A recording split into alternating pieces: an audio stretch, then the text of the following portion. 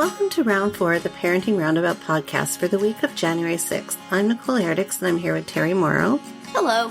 And Catherine Haleko. Hello. As moms of teens and young adults who've survived those little kid days, yet we're still rethinking the decisions we've made all through our kids' lives and worrying about what's going on right now.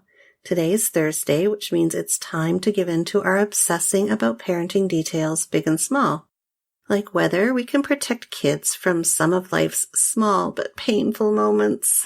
Terry, Yes. You have a story to tell about something that happened to you recently? Yeah, last night we were talking about, I don't know how we got onto the subject, but I was talking about remembering things from high school. I think I had been to the dentist and they had been playing music from the 70s, and I was saying, why do you always remember the songs from high school and you never remember anything you studied? And then I said, I think my daughter said, you guys remember things from high school? And I said, yeah, I remember every stupid and embarrassing thing I did, just like it was yesterday. And she said to me something like, yeah, I've started remembering stupid and embarrassing things I did in high school, too. I didn't realize at the time that they were stupid and embarrassing, but now I feel really bad about it. And I felt like, no! And like throwing myself on the hand grenade of that knowledge to protect her from it. What a horrible, horrible thing. It's like, we always can think about, we want to protect our kids from illnesses. We want to protect our kids from accidents, from heartbreak, but you never think about just those little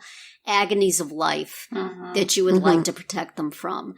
And oh boy, reinterpreting things you did in high school with great confidence as the embarrassments that they really were is something that, would I shield my children from? Because it is a constant companion to me, and I do not like it. And it never occurred to me.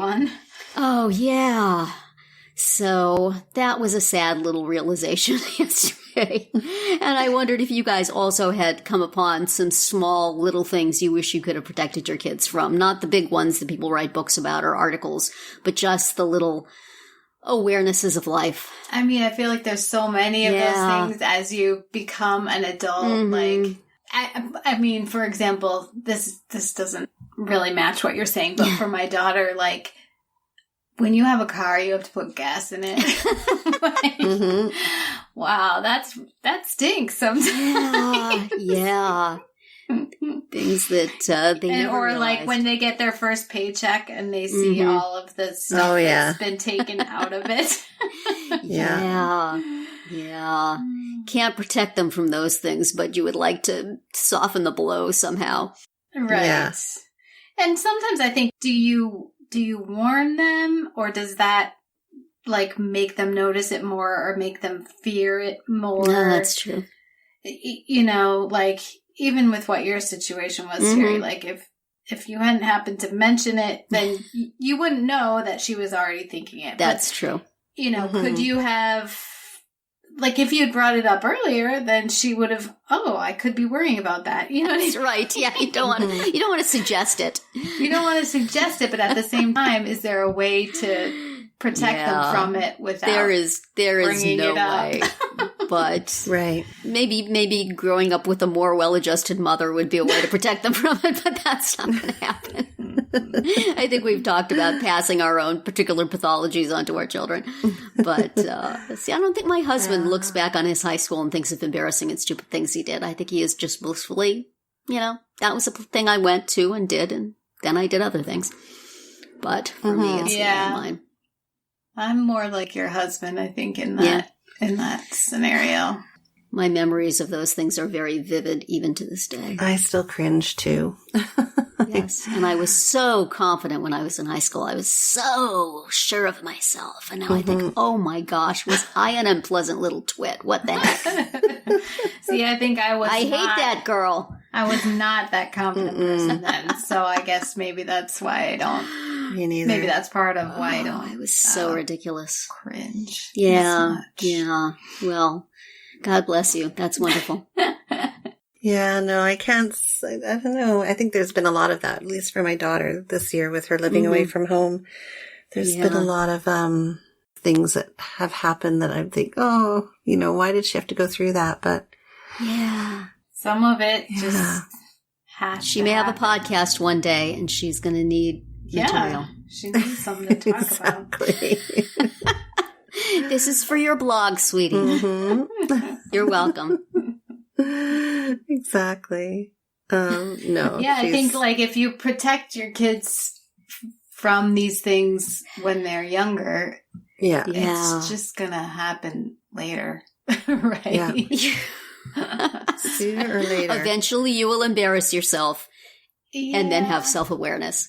Yeah, or just even, I don't know, just little things that I'm sure there's lots of things that I do for my kids now that eventually they're going to have to do for themselves, you know, and they might be like, oh, I don't feel like doing this, but guess what?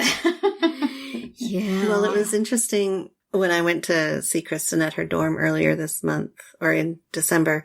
And she was doing laundry, and that was something I struggled to get her to do when she lived at home. And just watching her go through that process was kind of interesting.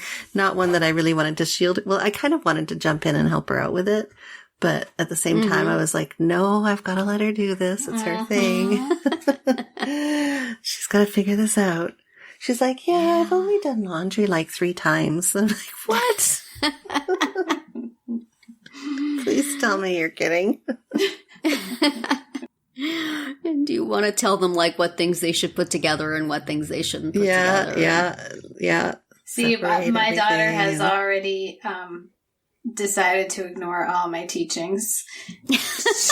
She's like, I used to separate this from this and that from that. Now I just put it all together and put it on cold. I'm like, all right, well, if it's your clothes, then that's right. I'll just turn my head so I can't see what's happening. I know, right? Yeah. What you don't know won't hurt you. Yes, I try to teach my daughter the wisdom of not buying a white jacket. She had this jacket. She said, I'm going to buy this jacket. And I'm like, no, that'll get dirty right away. Find yourself a dark jacket. And she's kind of looking at me like, Killjoy. And it's like, no, really. This is she hasn't bought it yet that I've seen. Possibly it's in her closet hiding from me. But, I guess we have to make these mistakes for ourselves. We have to have the dirty cuffs on the white jacket and think, this wouldn't happen if this jacket were blue. Right. There was a time when my daughter's team jacket was cream colored. Oh, how unwise. Yeah. For, kids, well, the whole gamut of ages. Yeah, that lasted 1 season because every team has black jackets. So they decided to get these cream colored ones and then they would stand out from the crowd. Yeah. They sure did. I'll bet. My son, I dressed in like patterns pretty much his entire growing up years just so not have to deal with dirty shirts. And it still would be a good idea, actually. Oh, yeah. I'm gonna go look through his stuff. But just going to spare them that walking around all day with a ketchup stain in the middle of your shirt. Oh, yeah. It's just another piece of plaid if you're wearing the right shirt. These are life lessons that we can still teach. Maybe. That's right. It's not too late. One day he will have an awareness that his mother dressed him that way because he was a slob, but no. Well, it looked good. It looked sharp. I mean, I never wear white for almost ever. I rarely do. Yeah. Even just light-colored solids are dicey. Yeah. They make me nervous. I know, and I never go anywhere. Go for the jewel tones. My daughter got a beautiful cream-colored jacket just before we left Vancouver, and she brought it on our holiday with us. And where we were holidaying, she was of legal age to consume alcohol. And she was wearing her beautiful jacket, and we were sitting in a restaurant, and she ordered a glass of red wine. I was like, no, don't do it. I did jump in at that point because I paid for the jacket. It's like, no, you're not going to drink red wine. Not on my watch. The time my daughter was wearing her white work uniform, and we stopped on the way to work and to have lunch, and she was going to eat it. She went to Taco Bell and got some like sauce-filled thing. No. And I'm like, let me go get like 100 paper napkins and just wrap you completely up. Because you know what's going to happen. Take a bite out of that. You know exactly what's going to happen. Nothing good can come of this. No. I remember before my good friend got married, this is, many, many years ago, we did the thing where we took all the pictures before the wedding. And then we had a little bit of time before the wedding actually started, and we were all starving. So we got a pizza. And we wrapped her up in bath towels, and she was safe. And good thing. And I had on the bridesmaid's dress was velvet, so everyone was like, "Well, you can't sit down, otherwise you're going to get a big butt print from the velvet. Will get all crushed." So I ate my pizza standing up. She ate hers swaddled in terry cloth, and all was well. That is the memory from that day. Yeah. Well, these are not traumatic memories. There you go. See, there's some. They're good to have. Nothing bad happened. Oh, I would like my children to have only memories like that. Well, we'll hope for the best and say that's it for today's round 4. Tune in tomorrow when we'll share our roundabout roundup of things we've been using or enjoying lately that we think deserve a shout out. Find all our episodes at parentingroundabout.com and talk back in the comments there, on our Facebook page, or on Twitter, where you'll find us at Roundabout Chat.